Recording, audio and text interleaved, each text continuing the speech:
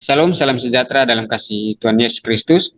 Nah, pada saat ini saya akan membahas satu buku uh, yang berjudul Radikal ya, Mengikut Yesus tak peduli berapapun harganya, ditulis oleh David Platt. Ya. Nah, saya akan membahas buku ini pada bagian atau pada bab 1 ya. Jadi bab saya meringkas bab 1 dan saya mengambil bagian-bagian yang saya rasa penting dan saya rindu membagikan bagi teman-teman semua ya. Buku ini cukup menarik, saya punya bukunya, itu saya beli ya, dan isinya itu tentang kesaksian ya, seorang pendeta muda yang mengembalakan jemaat ribuan di Amerika. Jadi ini judul bukunya Radikal ya. Nah, jadi nama dari penulis buku ini yaitu David Platt ya. Dia adalah seorang pendeta muda, pendeta muda yang memimpin jemaat besar di Amerika Serikat bagian tenggara, gereja Brook Hills di Birmingham, Alabama. Nah, dia terlibat dalam berbagai strategi untuk membuat gereja menjadi lebih besar dan lebih baik. Nama David Platt ada di bagian atas daftar pendeta yang memimpin gereja dengan pertumbuhan tercepat di Amerika Serikat. Jadi gerejanya adalah salah satu gereja yang bertumbuh dengan cepat dan memiliki jumlah jemaat yang begitu banyak ya. Nah, David Platt menemukan kegelisahan dalam dirinya. Alasannya adalah karena teladannya dalam pelayanan adalah seorang yang menghabiskan sebagian besar pelayanannya hanya dengan 12 orang dan sekitar 120 orang dan melakukan semua yang dia perintahkan untuk mereka lakukannya. Jadi dalam kehidupannya, dalam perjalanan kehidupannya, pelayanannya, akhirnya David ini tiba pada satu perenungan ya, dia mengalami satu keresahan, kegelisahan dalam dirinya. Sebab apa? Dia menemukan bahwa ternyata teladannya dalam pelayanannya hanya menghabiskan sebagian besar pelayanannya itu hanya dengan 12 orang ya, atau sekitar 120 orang. Dan dia adalah Yesus Kristus ya. Jadi ketika dalam perjalanan pelayanannya dia merasa suatu ada yang mungkin salah selama ini mengenai konsepnya dalam sebuah pelayanan ya. Mungkin keberhasilan yang dia maksud dalam hidupnya itu mungkin keberhasilan bagi dia itu banyak jemaat atau gedung yang begitu besar dan lain sebagainya. Tapi ternyata ketika dia melihat sosok Yesus, teladan Yesus, ternyata teladan pelayanan selama ini yaitu Yesus Kristus dalam pelayanannya hanya menghabiskan waktu atau menghabiskan hari-harinya hanya dengan 12 orang saja dan sekitar 120 orang yang selalu mengikuti dia. Dan itu adalah Yesus Kristus, imam gereja. Nah, David Platt menulis dalam bukunya, dia adalah Yesus Kristus, imam gereja mini sepanjang masa. Yesus yang menjadi teladannya adalah seorang yang tidak mau memasarkan secara terbuka dan berkonsentrasi pada segelintir orang yang percaya kepadanya. Jadi dalam bukunya itu dia menggambarkan pelayanan Yesus itu sebagai mini church ya. Berbeda dengan gereja-gereja yang ada di Amerika yang bermunculan dengan istilah mega church. Tetapi ketika dia melihat sosok Yesus, dia memberi istilah di sini dalam bukunya yaitu imam gereja mini atau mini church ya. Dan Yesus adalah satu tokoh atau teladan yang dalam pelayanannya itu kadang atau sering ya, dia tidak terlalu mau menonjolkan dirinya, mempublikasikan dirinya dia kebanyakan menyendiri atau merahasiakan mujizat-mujizat yang dia lakukan. Dan Yesus dalam pelayanannya itu hanya berkonsentrasi pada segelintir orang, ya, hanya pada murid-muridnya. Dia lebih banyak menghabiskan waktunya dengan murid-muridnya. Kita lanjut. Nah, pada akhirnya David akhirnya membalikan arus sejarah ke arah yang berlawanan dengan budaya gereja Amerika, di mana kesuksesan ditentukan oleh jemaat yang besar, anggaran yang besar, dan bangunan yang megah.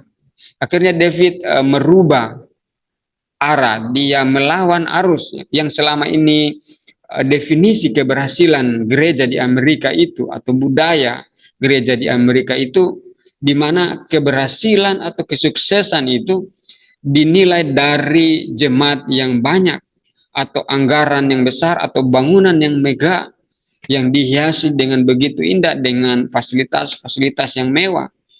Dia merubah konsep pelayanannya berlawanan dengan konsep atau budaya-budaya gereja di Amerika pada saat itu. Dia membalikan arus, dia melawan arus, ya. Akhirnya dia menghadapi dua pertanyaan besar dalam hidupnya. Dia bertanya, ya, dua pertanyaan yang dia pertanyakan itu, apakah saya masih percaya Yesus? Dan yang kedua, apakah saya masih menaati Yesus? Ini yang menjadi pertanyaan perenungannya dalam kehidupannya, ya. Kedua pertanyaan itu sangat penting bagi seluruh gereja. Jadi dia merasa, ya, bahwa pertanyaan ini bukan hanya bagi dia saja, tapi dia merasa bahwa ini juga penting bagi semua gereja. Bertanya, apakah kita masih percaya pada Yesus? Apakah saya masih menaati Yesus? Ataukah selama ini kita melayani, kita menjadi orang percaya itu dengan konsep-konsep yang sebenarnya tidak sesuai dengan yang Yesus kehendaki. Dan itu sebabnya dia katakan dalam bukunya, pertanyaan itu sangat penting bagi seluruh gereja. Nah, sebagai pengikut Kristus, ya, kami telah mengadopsi berbagai nilai dan gagasan yang tidak alkitabiah, tetapi sepenuhnya bertentangan dengan Injil yang kami yakini. Kita dapat memilih untuk menjalani kehidupan Kristen yang harus berkembang berdasarkan banyak standar yang ditetapkan oleh dunia, atau percaya kepada Yesus yang diberitakan dengan jujur di dalam Alkitab dan berani menerima konsekuensi untuk menerima jika kita menaatinya. Jadi sebagai pengikut Kristus, David menulis bahwa mereka mengadopsi berbagai nilai atau gagasan-gagasan yang sebenarnya itu tidak alkitabiah, ya. Mereka mengadopsi gagasan-gagasan yang sebenarnya bertentangan dengan konsep-konsep yang ada dalam kitab Injil, yang ada di dalam Injil, ya. Jadi dia katakan di sini kita dapat memilih untuk menjalani kehidupan Kristen yang harus berkembang berdasarkan banyak standar yang ditetapkan oleh dunia, atau percaya kepada Yesus yang diberitakan dengan jujur di dalam Alkitab. Nah, jadi kebanyakan orang percaya itu memiliki kehidupan Kristennya itu berdasarkan standar manusia. Ya, seperti tadi, ya, standar manusia itu keberhasilan itu dinilai, kalau misalnya tadi dia beri contoh gereja di Amerika, ya, harus gereja yang megah, jumlah jemaat yang banyak, ribuan, fasilitas yang mewah. Nah, itu standar-standar yang dunia dari pandangan manusia. Tetapi sebenarnya sejujurnya dia katakan bahwa kalau dia melihat di dalam Alkitab, apalagi dalam pelayanan Yesus, ya, itu berbeda sekali, bertolak belakang dengan apa yang dicatat Injil mengenai kehidupan Yesus, ya. Jadi pada sekarang ini, ya, kebanyakan orang percaya atau orang Kristen ya memiliki atau menjalani kehidupan itu menurut standar manusia, bukan berdasarkan standar-standar firman Allah. Ya. Bahkan terkadang sangat bertolak belakang dengan apa yang diberitakan Injil atau firman Tuhan. Jadi kita kebanyakan hidup ini hanya mengikuti standar-standar manusia saja. Ya. Itu menurut David dalam bukunya ya.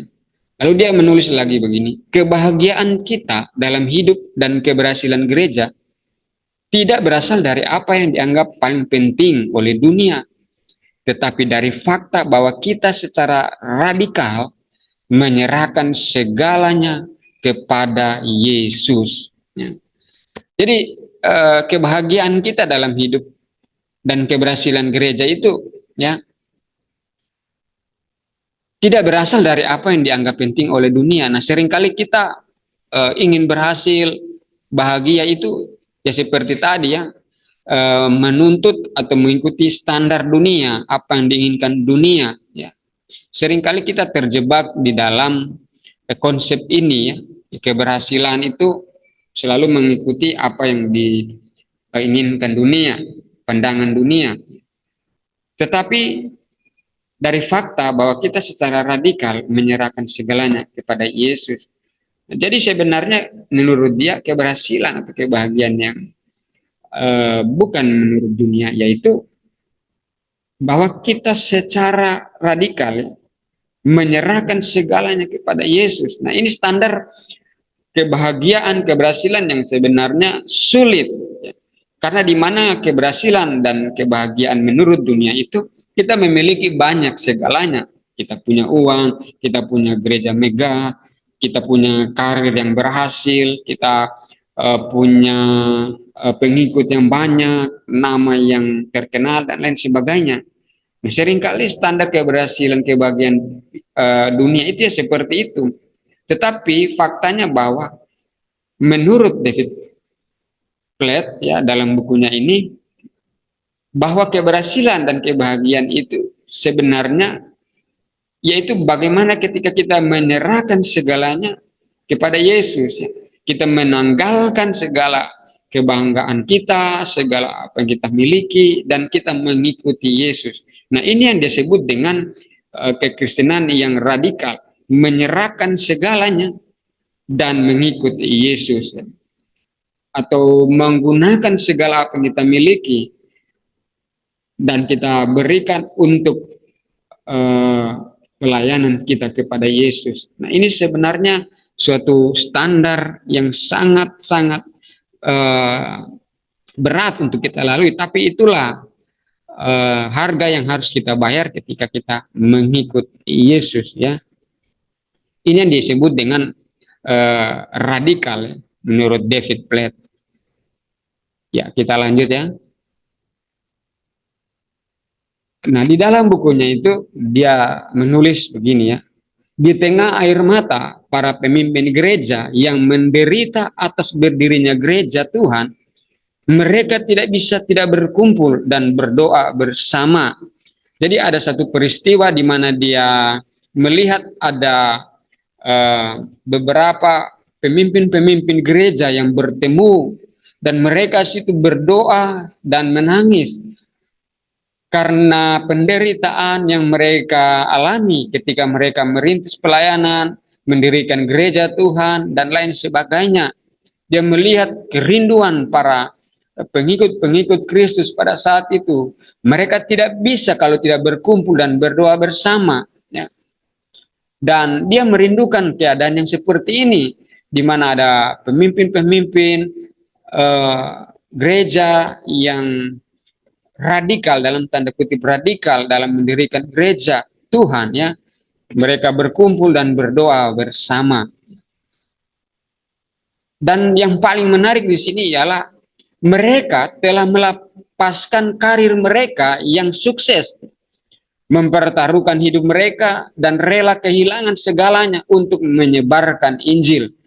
Jadi para pemimpin-pemimpin gereja tadi yang dia maksud itu ya, adalah orang-orang yang sudah melepaskan karir mereka, mempertaruhkan hidup mereka, pergi ke tempat-tempat yang berbahaya untuk memberitakan Injil, dan mereka rela kehilangan segalanya untuk menyebarkan Injil. Ya.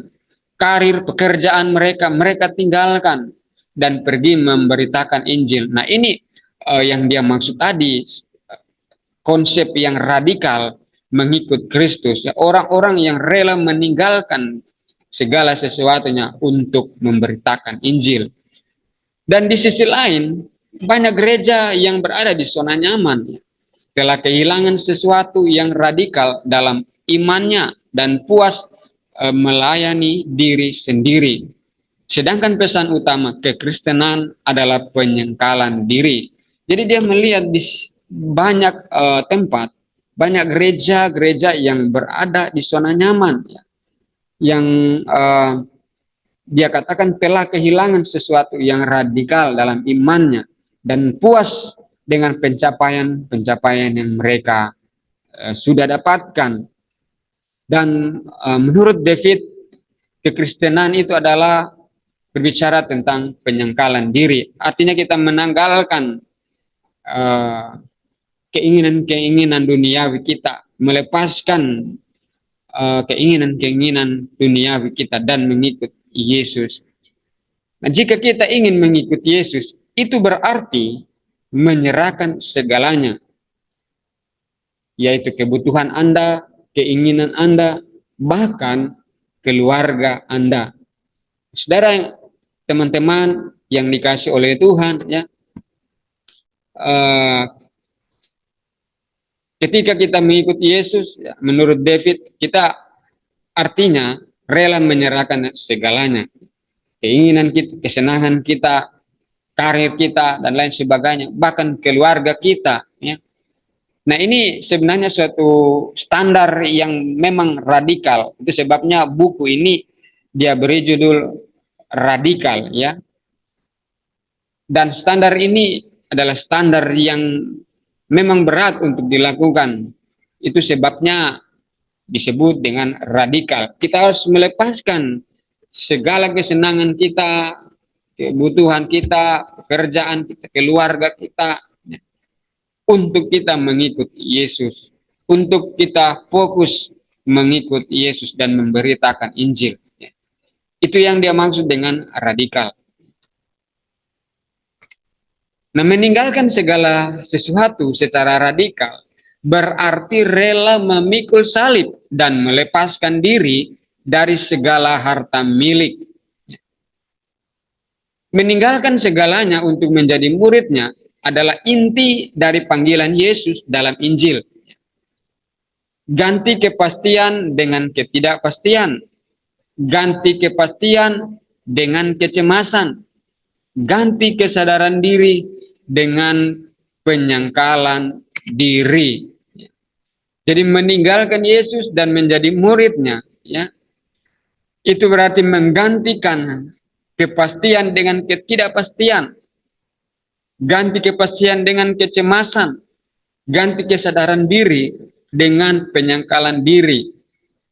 Jadi kita dulu yang hidup di zona yang nyaman, kita harus siap hidup di zona yang tidak nyaman. Kita yang tadi hidup dalam kepastian, harus hidup dalam ketidakpastian. Tidak pasti di sini artinya bahwa kita harus menghadapi berbagai macam hal-hal yang penuh dengan misteri, dengan tanda tanya, penuh dengan kekhawatiran, dengan kecemasan. Memang inilah yang menjadi inti dari panggilan kita mengikuti Yesus. Dipanggil untuk menderita, ya, meninggalkan kesenangan-kesenangan kita, kebanggaan karir kita dan lain sebagainya, dan menggantikan, ya. Nah, banyak orang, ya, yang dulunya sudah memiliki pekerjaan yang pasti, memiliki karir yang pasti, mereka meninggalkan semua itu, menanggalkan dan melayani Yesus. Dan tidak tahu apa yang akan dihadapi nanti. Yang penting mengiring dan melayani Tuhan saja. Ya, itu sebabnya banyak orang yang tidak mau untuk menjadi murid Tuhan, karena murid Tuhan itu atau memberitakan Injil itu ya kata orang mau dapat apa, kan seperti itu istilahnya ya, tidak dapat apa-apa, malah menjadi menderita, susah dan lain sebagainya. Tapi sebenarnya tidak juga susah-susah amat atau menderita amat, karena yang kita layani, yang kita eh, ikuti ini adalah Yesus. Dia yang sanggup memelihara kehidupan kita, dia yang akan memberkati, dia yang akan menyertai kita, ya. Tetapi kita memang harus menderita mengikut dia. Nah, mereka yang mengikut panggilan Yesus dalam Injil hampir semuanya kehilangan nyawa. Nah, kalau kita melihat ya, memang dalam Alkitab para murid-murid, rasul-rasul yang mengikut Yesus hampir semua mereka mati, kehilangan nyawa. Nah, bagaimana dengan kita? Kita harus menyerahkan semua yang kita miliki untuk mengikuti Yesus. Jika pertanyaan ini datang dalam kehidupan saya dan saudara, rasul-rasul mereka kehilangan nyawa ketika mereka merespon panggilan Yesus dan mengikuti Yesus dan pergi memberitakan Injil. Nah, bagaimana dengan kita? Apakah kita mau melakukan hal yang seperti itu? Nah, David Platt di sini mengatakan bahwa kita harus menyerahkan semua yang kita miliki untuk mengikuti Yesus. Nah, inilah yang disebut dengan radikal.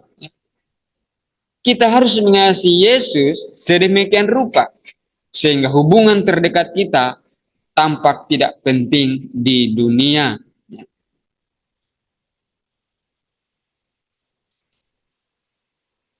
Nah, kadang-kadang kita mulai mendefinisikan kembali kekristenan dengan mengambil Yesus dari Alkitab dan menerjemahkannya ke dalam versi Yesus yang lebih nyaman bagi kita. Nah, jadi ya, di sini dia menulis bahwa seringkali kita mendefinisikan kekristenan itu dengan mengambil hal-hal yang sesuai dengan kebutuhan kita saja.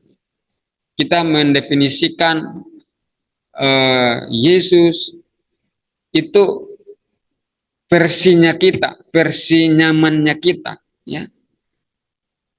Tetapi ketika Yesus misalnya dicatat Yesus memerintahkan untuk menderita, nah, kadang kita melewatkan bagian itu. Jadi kita hanya mengambil hal-hal yang membuat kita nyaman. Tetapi bagian-bagian yang membuat kita, perintah-perintah Yesus yang kadang membuat kita tidak nyaman, berada di posisi yang menderita dan lain sebagainya, kadang kita melewati bagian-bagian itu. Kita hanya mengambil bagian-bagian yang membuat kita nyaman saja, versinya kita saja. Artinya versi Yesus yang enak dan menyenangkan.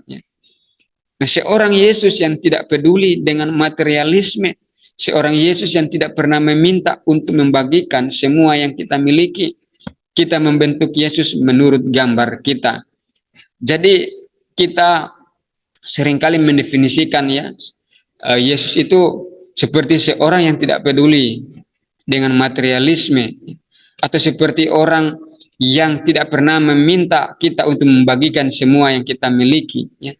Padahal di dalam Alkitab Yesus pernah memerintahkan, ada ayat-ayat, ada bagian-bagian di mana dia meminta kita membagikan apa yang kita miliki. Nah, kadang bagian-bagian seperti ini, poin-poin yang seperti ini, ya, kita lewatkan di dalam perenungan kita, dalam kita menerjemahkan kehidupan-kehidupan Yesus yang ditulis dalam Injil, dan kita hanya mengambil hal-hal yang mengenakan bagi kita. Memang ada di Alkitab di mana Yesus menjamin kehidupan kita, memberkati kita dengan berkat-berkat jasmania, rohania dan lain sebagainya. Tetapi sejujurnya kalau kita melihat dalam Injil, Yesus juga banyak memerintahkan, mengatakan bagaimana ketika mengikut dia harus menderita, tidak punya tempat, tidak ada kepastian dalam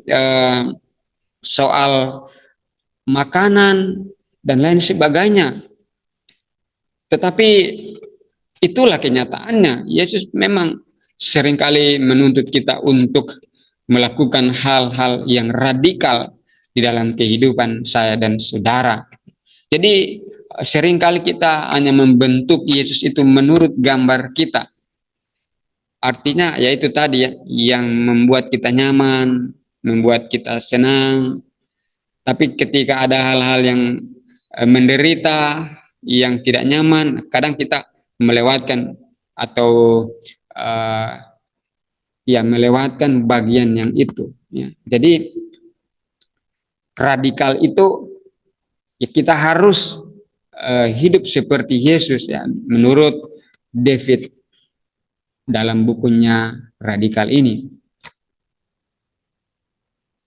Nah, di dalam bukunya David Platt ini ada dia mencatat seorang bernama Dietrich Bonhoeffer ya. Dietrich Bonhoeffer.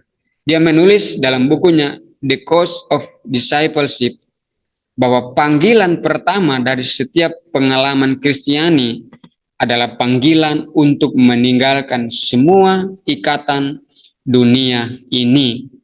Jadi kalau kita melihat ya, di Alkitab, ketika Yesus memanggil murid-muridnya, pengikut-pengikutnya, dia selalu menyuruh meninggalkan semua apa yang mereka miliki. Ketika Simon, Petrus, dan kawan-kawan dipanggil di Danau Galilea, dia menyuruh meninggalkan apa yang mereka, pekerjaan mereka pada saat itu. Begitu juga ada orang-orang yang mau mengikut Yesus, dia bertanya, kamu mau apa mencari aku, mengikut aku? Serigala punya liang, burung punya sarang, tetapi anak manusia tidak punya tempat untuk meletakkan kepalanya. Untuk apa kalian mengikut aku ya, kata Yesus dalam kitab-kitab Injil. Jadi panggilan pertama dalam setiap pengalaman kehidupan orang percaya mengikuti Yesus itu dalam buku The Cost of Disciple yang ditulis oleh Dietrich Bonhoeffer, dia berkata yaitu panggilan untuk meninggalkan semua ikatan dunia ini dan menjadi seperti Yesus. Nah ini yang menarik ya. Begini ditulis, harga menjadi seorang murid sangat tinggi, tapi mungkin harga untuk tidak menjadi murid bahkan lebih tinggi. Pikirkan harga yang harus dibayar ketika orang Kristen tidak menaati perintah Yesus untuk menjual harta milik mereka dan memberikannya kepada orang miskin. Jadi harga menjadi murid itu memang sangat tinggi, sangat mahal. Tetapi mungkin harga untuk tidak menjadi murid bahkan lebih tinggi lagi. Jadi mari kita memikirkan hal ini ya. Memang mengikut Yesus tidak mudah.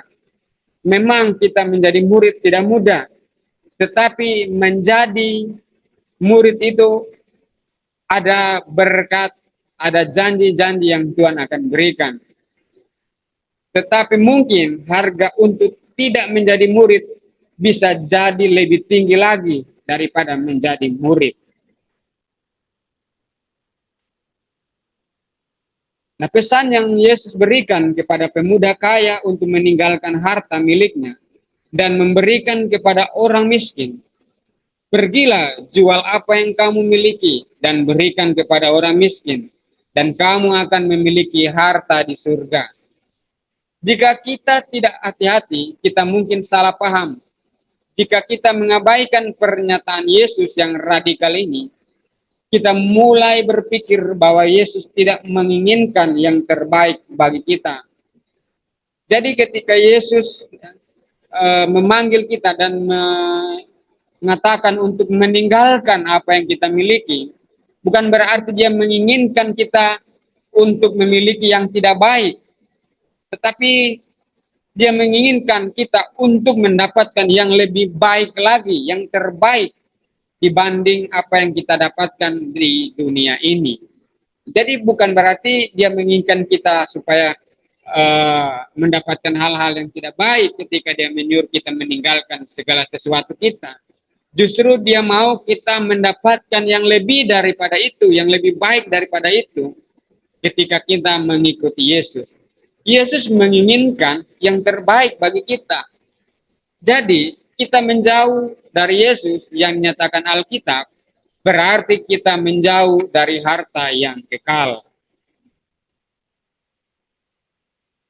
Nah, apakah kita benar-benar percaya bahwa kita layak meninggalkan segalanya dan menjadi muridnya? Di banyak tempat kita secara membabi buta dan tidak bijaksana mengadopsi nilai-nilai dan gagasan yang umum bagi budaya kita. Meskipun itu sepenuhnya bertentangan dengan Injil Yesus. Pada akhirnya kita memilih untuk menyia-nyiakan hidup kita hanya untuk keputusan tanpa kompromi dan mutlak untuk menyerahkan segalanya kepada juru selamat yang murah hati dan penuh belas kasihan yang memanggil kita untuk mengambil risiko radikal dan menjanjikan imbalan radikal. Nah, jadi itu ya ringkasan yang dapat saya bagikan dari buku Radikal yang ditulis oleh David Platt, dan ini bagian dari bab 1 ya. Saya tertarik untuk membagikan ini karena ini juga sangat penting bagi kita orang percaya. Karena selama ini kita sering mendefinisikan keberhasilan dalam kekristenan itu terkadang menurut standar dunia. Tetapi kalau kita melihat standar yang Yesus berikan, itu terkadang sangat berbeda jauh dengan standar yang dunia berikan. Dan bahkan standar yang Tuhan berikan itu kadang menuntut kita untuk radikal ya. Radikal ini artinya berarti kita dituntut tadi untuk meninggalkan kenyamanan, meninggalkan karir, pekerjaan, dan lain sebagainya. Jadi ya, memang di Alkitab ada bagian-bagian yang seperti itu, di mana Yesus menuntut kita untuk meninggalkan. Tetapi ketika dia menyuruh kita meninggalkan segala sesuatu ini, bukan berarti dia ingin kita tidak mendapatkan yang baik, tetapi dia justru mau kita mendapatkan yang lebih baik dari apa yang kita dapat menurut standar dunia. Jadi itu ya, meninggalkan segala sesuatu secara radikal bagi Yesus. Demikian materi yang saya dapat bagikan, yang saya ambil dari buku Radikal ini. Semoga ini bisa memberkati kita semua. Tuhan Yesus memberkati. Amin.